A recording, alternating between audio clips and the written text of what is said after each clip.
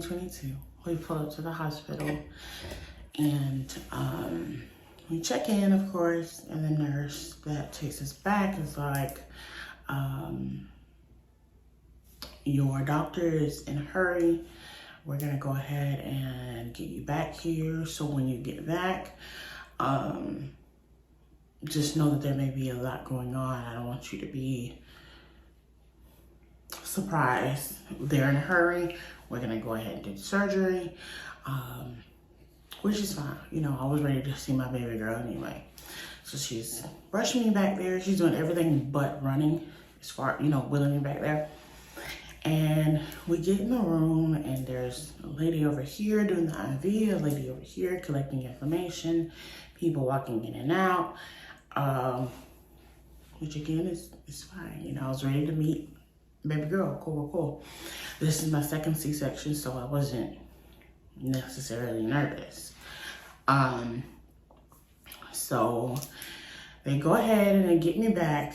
This is probably them like within maybe 30 minutes of that. They get me to the back and in the C-section room in the back. They get me into the OR and I'm just kind of sitting on this, you know, the little skinny OR table. And everybody's here, but we're waiting on the anesthesiologist. Yeah, we're waiting on the anesthesiologist. So while we're waiting, they're having like conversations, you know, about bedside manner and talking amongst themselves. I'm just kind of there in the room, like a fly on the wall, talking about bedside manner, other nurses, other hospitals, which is fine, you know, I don't care. And about maybe 45 minutes go by in there, which remember again, they were in a hurry. And the doctor is pacing kind of back and forth. I can see him outside the door, just pacing back and forth, like, okay.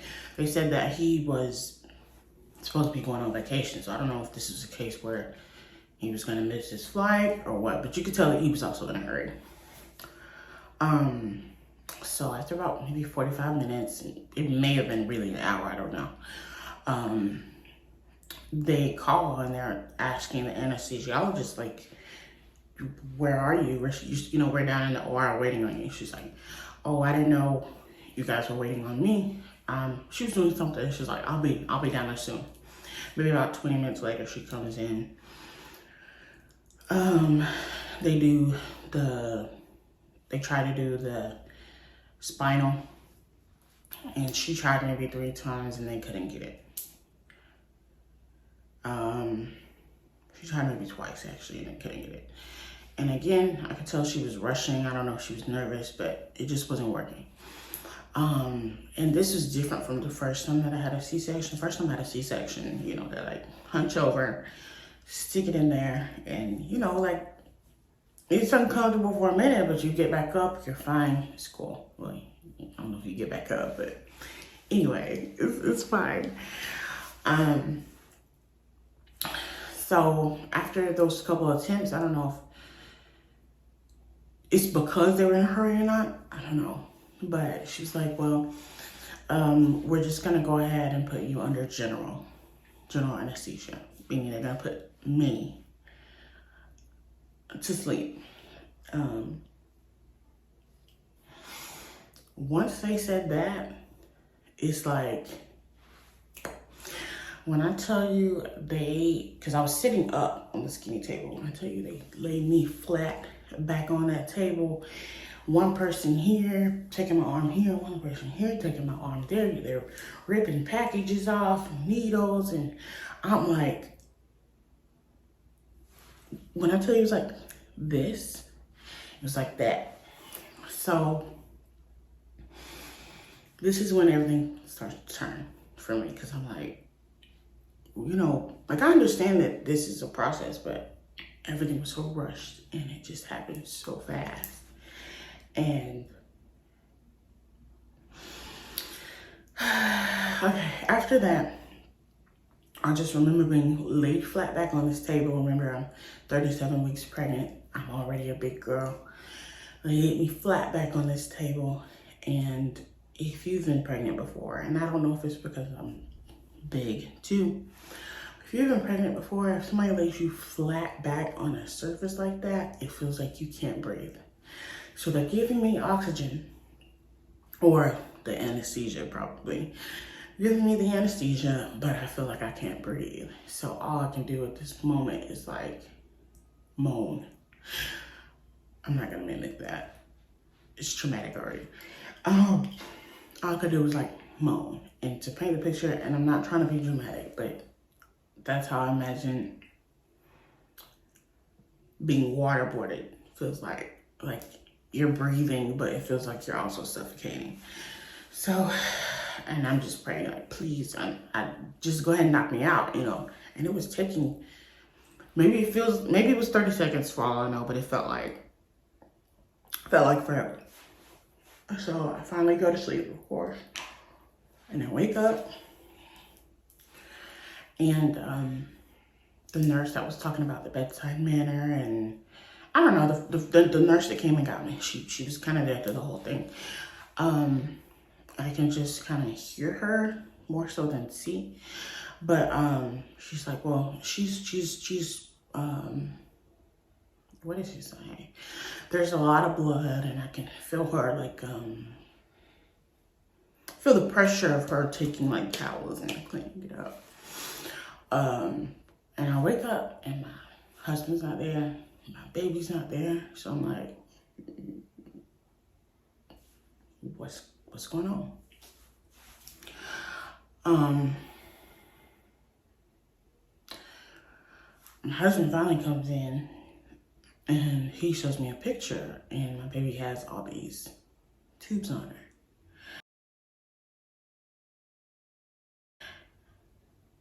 And you know, you're kind of drunk when you wake up after a C-section. So I'm looking, I'm like, what is that? Like, what happened? My husband's side of the story, let's go back. So after they wheel me to the back to the OR, they leave him in the hall, standing, not a chair or anything. They leave him in the hall. And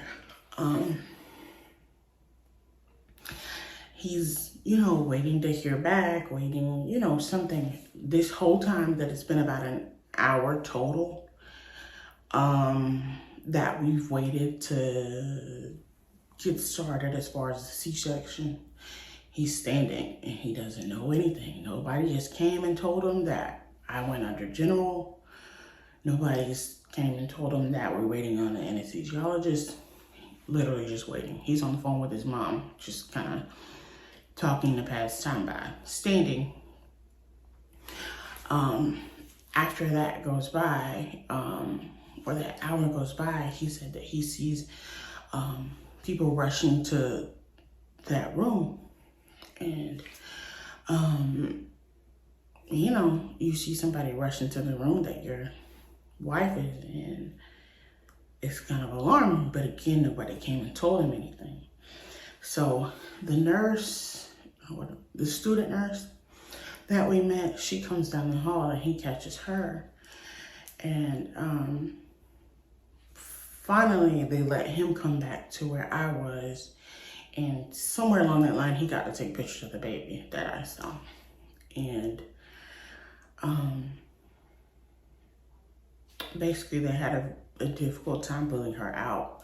When they did the C-section, except there was a lot of scar tissue, because again, this is my second C-section.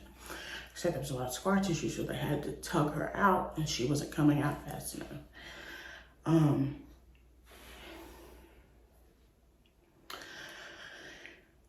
So they get her out, but she's got this like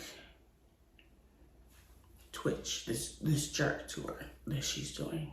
Yeah, you hear your mommy. Is that my mama? Yeah. Okay, sweet pea. Yeah. Just rub on you.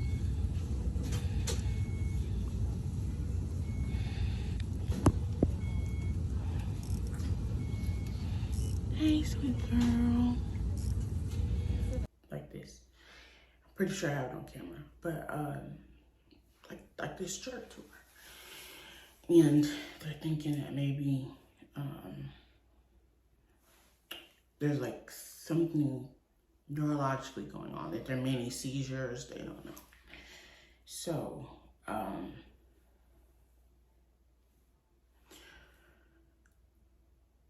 they get me to the back, or they get me back into the room, and keep in mind, this is a little traumatic, or it's very traumatic for my husband too. So, I think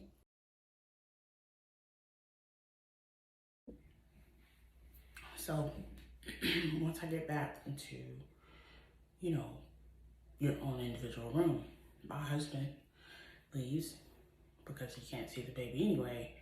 I'm kind of in and out of sleep. He left to go, you know, shower, take care of himself. We also have another child. That's fine. My mom is on the way up to the hospital. It's about 40 minutes from the house. While this is going on, a nurse comes in, or someone comes in, and there's a lady she's in the middle. There's a lady on the left and a lady on the right of her. And all three of them just look very serious. And she says,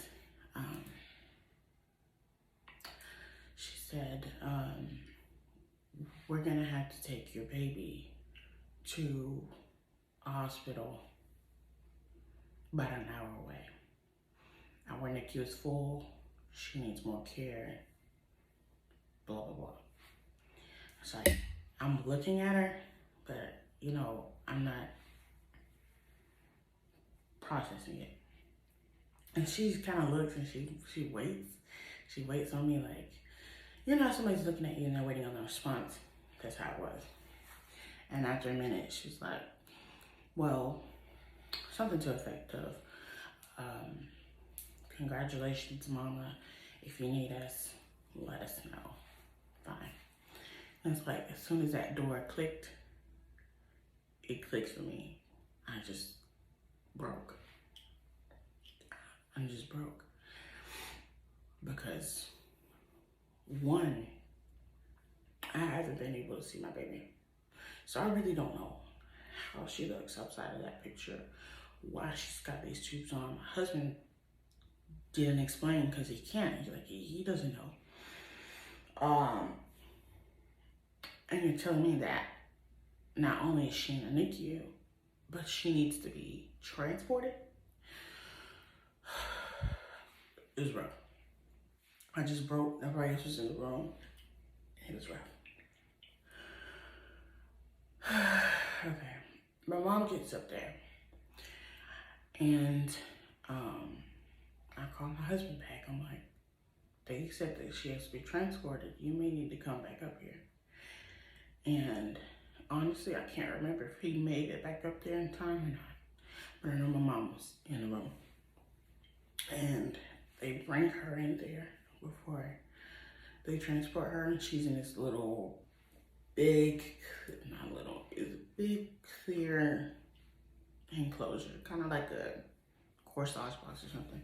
And there's like a little circle for me to hold her hand.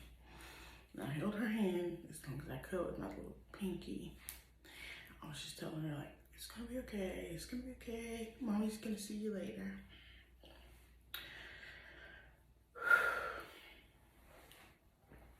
Okay.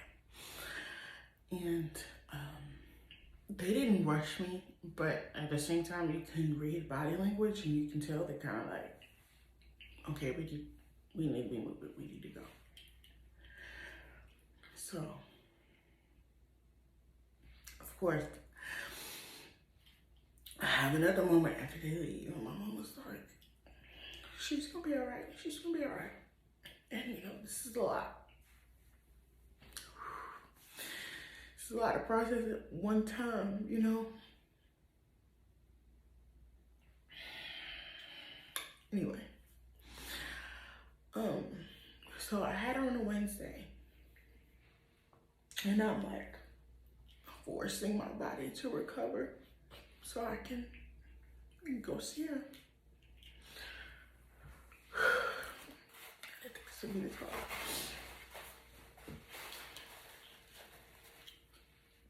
I'm like forcing my body to recover so I can go see her. Like, so I'm walking down the hall, walking to the bathroom. It is painful, don't get me wrong, but I'm like, I'll be okay.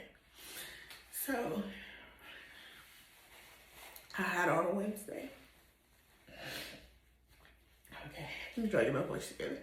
I had on a Wednesday, and on a Friday, I was discharged, I want to say around 1 o'clock.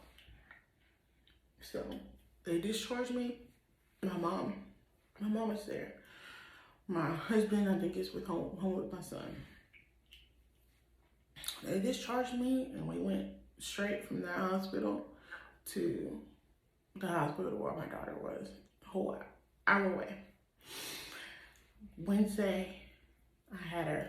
Friday is the day that we went to go see her after I got discharged. We went straight there and we saw her, and it was the first time that I got to see the jerk that she was doing. At this point, you kind of putting two and two together. It's not that it's not the pulling, it's the general anesthesia that's kind of in her body that is, that I think was the cause of the jerking. And I forgot to mention, but she had to be resuscitated. So, I'm trying to process all of this while I'm in the hospital and I'm recovering, and none of it's really making sense. Okay, we get there and we see her, and she's in there, and they have her on what they called it a cooling pad. They don't have any clothes on, she just has like a diaper on. She's on a cooling pad, and it's supposed to slow down it's supposed to slow things down or cool things down to where if she had any brain damage, they can kind of stop it or be proactive about it. And they said she had to be on that, I think, 48 hours, something like that. So she's just like this, just cold, just on this cooling pad. So, I'm holding her little hand, I'm doing like what I can. And they have the bed kind of up high. So I'm standing there, I'm trying to, watch her or talk to her, just so she knows, like, Mommy's here. I told you Mommy would see you later, Mommy's here. And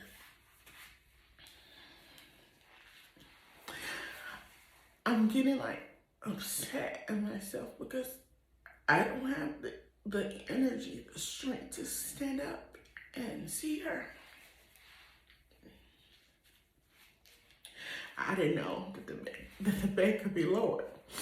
I didn't know that the bed could be lowered at that time. I didn't know until like the third visit. But anyway, talking to the nurse and trying to see like what it's gonna take to get her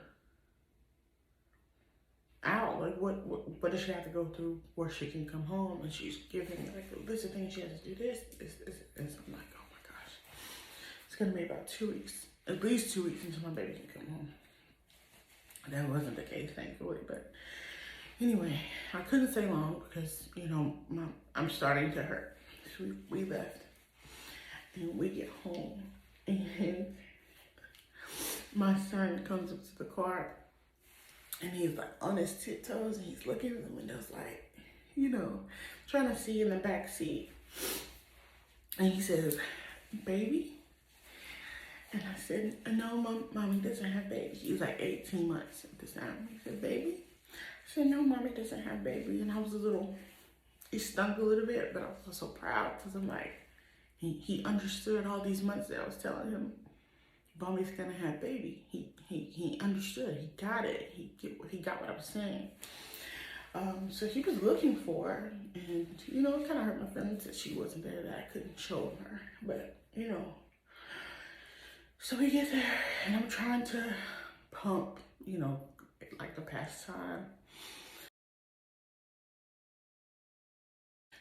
Pump the past time. I'm hoping that, once she gets this milk, she, to help her perk up a little bit. So, you know, a couple days go by, and you know, you can call and you get updates. And I went, I think maybe not the next day, but the day after that to go see her. And they're like, well, we have this up here and we got some activity and we don't know if it's seizure activity. So I'm like, again, just kind of numb, like, okay. She said, but I don't want you to worry. We're gonna run tests and we're gonna see, you know. She hasn't, no, let me correct that. They said that she hadn't had any activity at that point. So when I got home, they called me back and they said they did pick up some activity. They just didn't know if it was seizure activity or not. So at that point, again, I'm broke. And my husband comes out the room and he's like, what's wrong? What they say? And obviously I can't communicate. I'm just upset. And I said, well, they said that they did find some activity. They just don't know if it's seizure activity or not. And, you know, he's trying to console me, or, you know, he's trying to console me and everything. But I was just upset, like in general, like because the whole time that I was pregnant, or just in general, I would pray. I was upset at God a little bit because I'm like, the one thing that I asked for was, I prayed for my babies to be happy and healthy.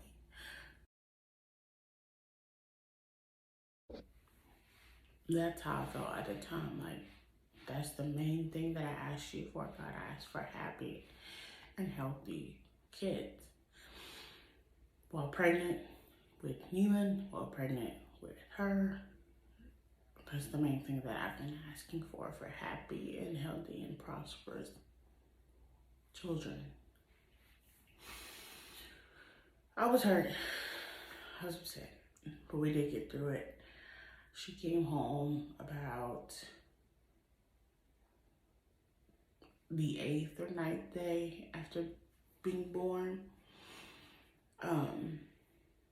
We just went through a lot at that time. I was worried about money because we're having to drive an hour there and an hour back. And I don't know if y'all remember in May, but gas was high, Snoop Dogg honey. It was just getting expensive.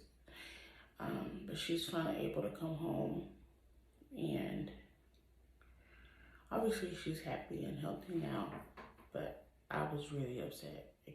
I was.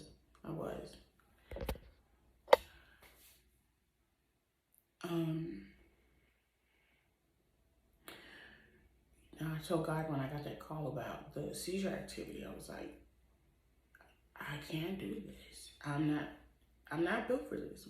I'm not strong enough to handle this. And even though you're upset, I felt like the only thing that I had in my power to do was pray. That's all I could do. She made it through. That's our testimony. I guess, but I'm sorry this keeps starting and stopping. I'm gonna have to work in my storage, y'all. my phone will let me be great. But just whatever you're going through, continue to pray. Just continue to pray. This too shall pass. See the baby? Misunderstanding. And Prince Ali, if I could that balcony. Say hey. He's so excited. You see the baby? You will die and walk through bus. Baby. It can only be because of the land. Mommy, get her And out. each faith You're happened right. on the mountain. Mommy, get her out Last for time. me.